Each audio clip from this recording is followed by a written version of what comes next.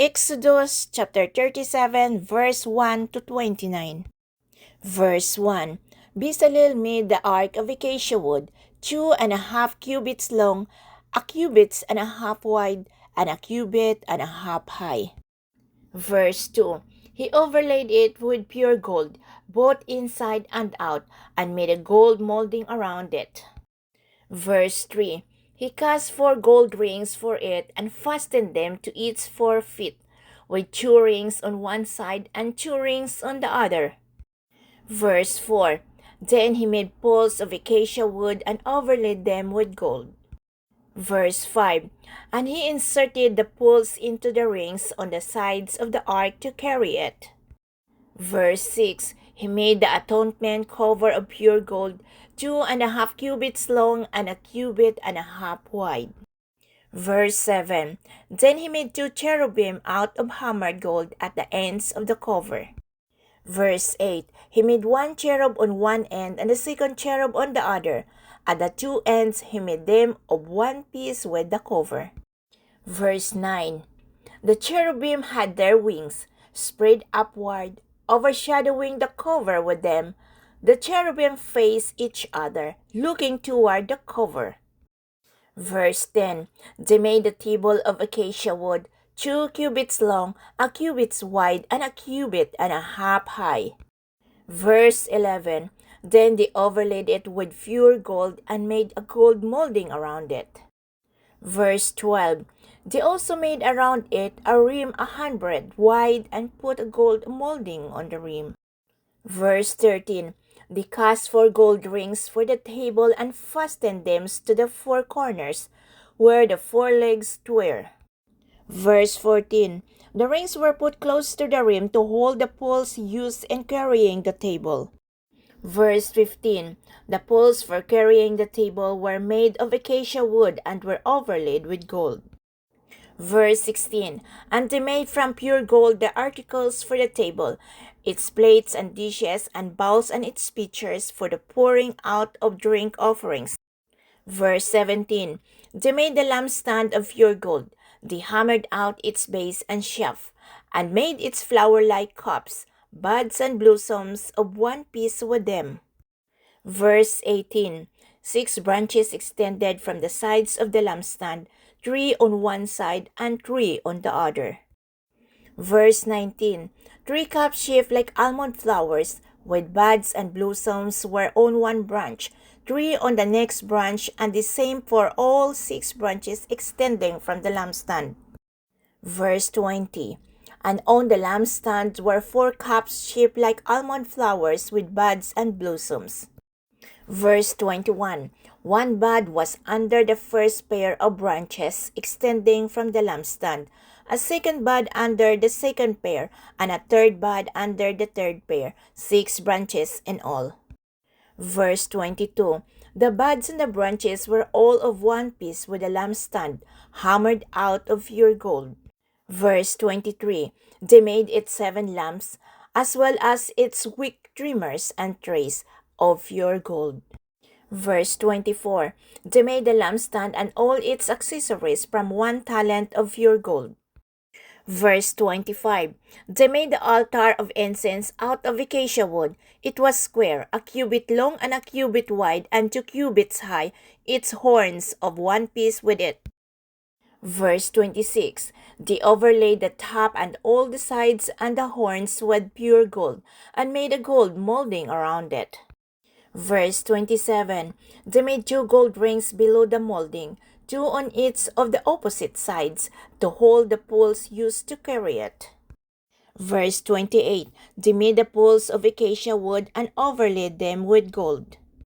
Verse 29. They also made the sacred anointing oil and the pure, fragrant incense, the work of a perfumer. Exodus chapter 38 verse 1 to 31. Verse 1. They built the altars of burnt offerings of acacia wood, 3 cubits high, it was square, 5 cubits long, and 5 cubits wide. Verse 2. They made a horn at each of the 4 corners, so that the horns and the altars were of one piece, and they overlaid the altar with bronze. Verse 3. They made all its utensils of bronze, its pots, shovels, sprinkling bowls, meat forks, and fire pans. Verse 4. They made a grating for the altar, a bronze network to be under its lid, halfway up the altar. Verse 5. They cast bronze rings to hold the poles for the four corners of the bronze grating. Verse 6. They made the poles of acacia wood and overlaid them with bronze. Verse 7. They inserted the poles into the rings so they would be on the sides of the altar for carrying it. They made it hollow out of boards. Verse 8. They made the bronze basins and its bronze stand from the mirrors of the women who serve at the entrance to the tent of meeting. Verse 9. Next they made the courtyard. The south side was 100 cubits long and had curtains of finely twisted linen.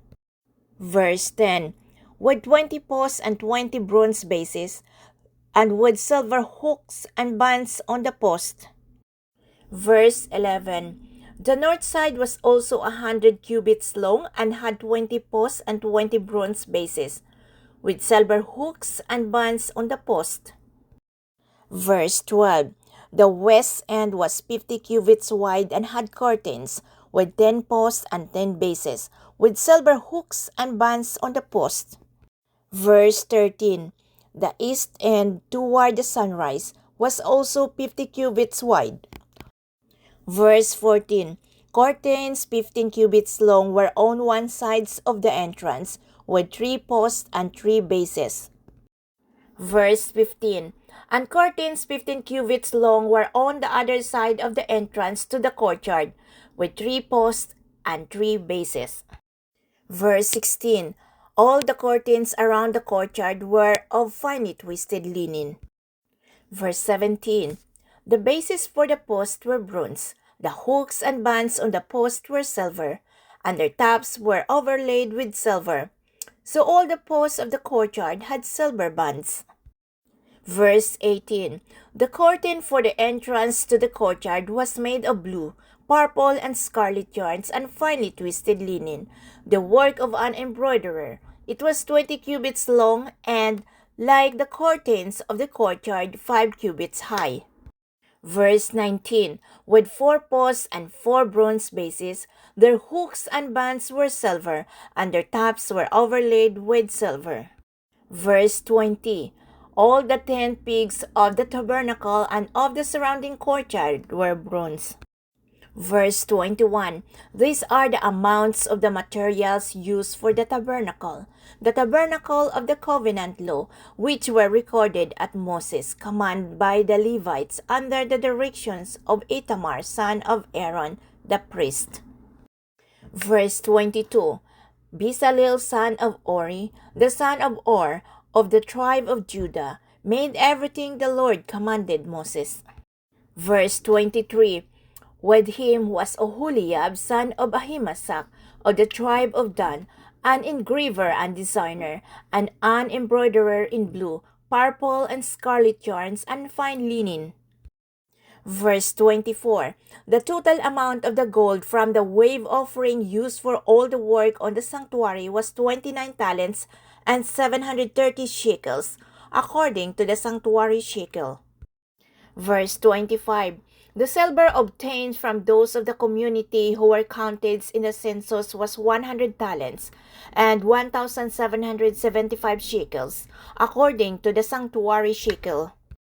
Verse 26. 1 beka per person, that is, half a shekel, according to the sanctuary shekel, from everyone who had crossed over to those counted, 20 years old or more, a total of 603,550 men. Verse 27. The 100 talents of silver were used to cast the bases for the sanctuary and for the curtain. 100 bases from the 100 talents, 1 talent for each base. Verse 28. They used the 1,775 shekels to make the hooks for the post, to overlay the tops of the post, and to make their bands. Verse 29. The bronze from the wave offering was 70 talents and 2,400 shekels. Verse 30.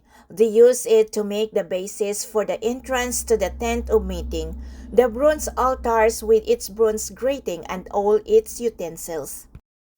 Verse 31. The basis for the surrounding courtyards and those for its entrance, and all the 10 pigs for the tabernacle and those for the surrounding courtyard. These chapters remind us of the importance of obedience, excellence, and generosity in serving God. Every details of the tabernacle reflects God's desire to dwell among His people and to be worshipped in holiness and reverence.